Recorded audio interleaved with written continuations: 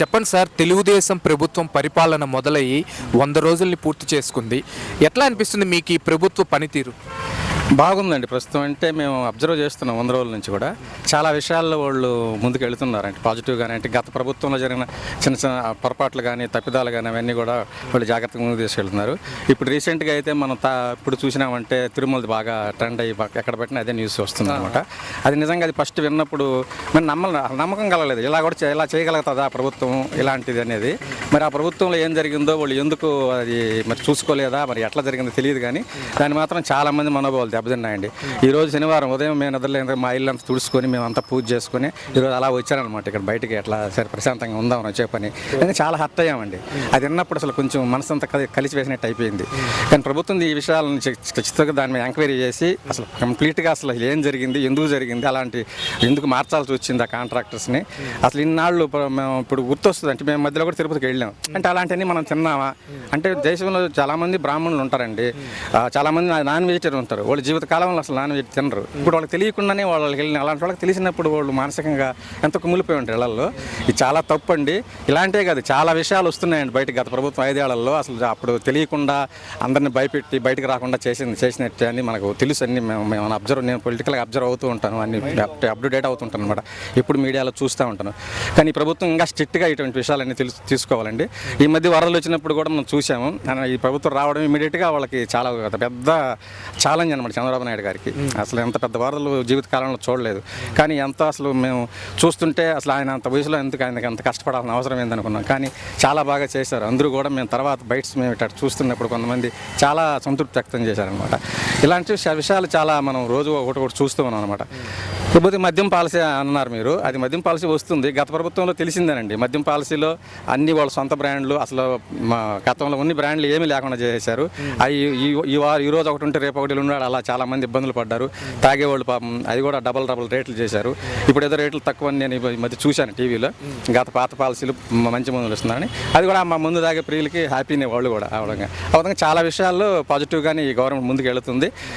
ఇంకా కూడా ఇట్లాంటి ఏమున్నా కానీ గత ప్రభుత్వంలో ఒకటి ఎంక్వైరీ చేసి ఇప్పుడు ఎన్నో అసలు చెప్పడానికి టైం చాలదండి. ఇప్పుడు జత్వానీ కేసు అసలు ఐపీఎస్ ఆఫీసర్లు ఎలా అండి అసలు ఎవరన్నా అనుకుంటారండి ఆ రేంజ్లో ఉండేవాళ్ళు అసలు ఆ విధంగా చేయగలుగుతారని. ఎవరో సంతృప్తి కోసం, ఎవరినో సంతృప్తిపరచడం కోసం ఒక నటిని తీసుకొచ్చి అంత అరాచకంగా చేసినారంటే బయట వస్తుంటే, పైగా ఇప్పుడు వీళ్ళు మళ్ళీ సమర్థించుకుంటారు ఇవన్నీ డైవర్షన్ పాలిటిక్స్.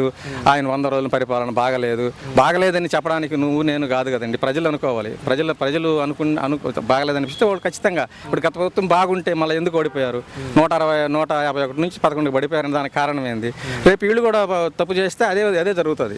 ప్రజలు ఎప్పుడు అంతిమ నిర్ణేతలు.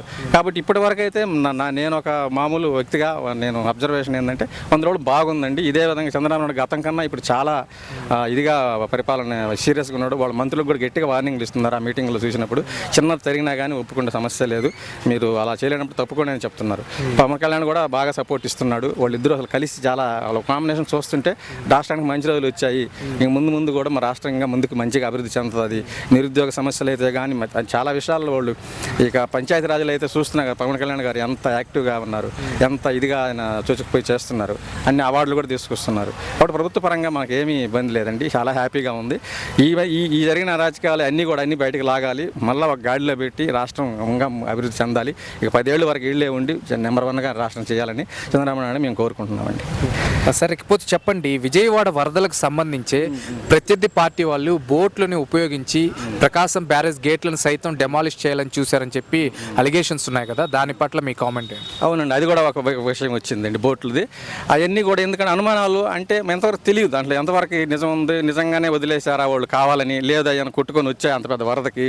కానీ ఏదైనా అక్కడ మనం జరిగింది చూసినప్పుడు ఒక ప్రమాదం అనేది అది తప్పింది అంటే జరిగింది, కొంత నష్టం జరిగింది. కానీ అది పెద్దదిగా జరిగినప్పుడు ఒకసారి మనం ఊహిస్తే అదే కానీ పిల్లర్స్ పగిలిపోయి ఉంటే నీకు ఎంత నష్టం జరిగి ఉండేది. కింద గ్రామాలు అసలు మునిగిపోయి యూజ్ పడుకుని లక్షల మందికి ఇబ్బంది పడి ఉండేవాళ్ళు.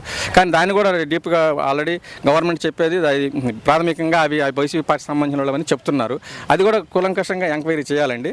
ఇప్పుడు ఇన్ని రోజులు చూసారు ఆ బోట్లు తీయడానికి ఎంత కష్టపడుతున్నారు, దాని మీద ఎన్ని కోట్లు ఖర్చు పెడుతున్నారు.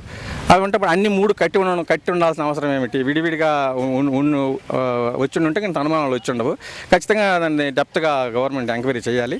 చేసి దాని వెనక ఎవరు ఉన్నారు, నిజంగా కుట్రకోణం ఉందా లేదా ప్రమాదవశాత్తు వచ్చాయా అనేది తేల్చాలి. తేల్చి ప్రజలకి నిగ్గు తేల్చి నిజం చెప్పాలి. థ్యాంక్స్.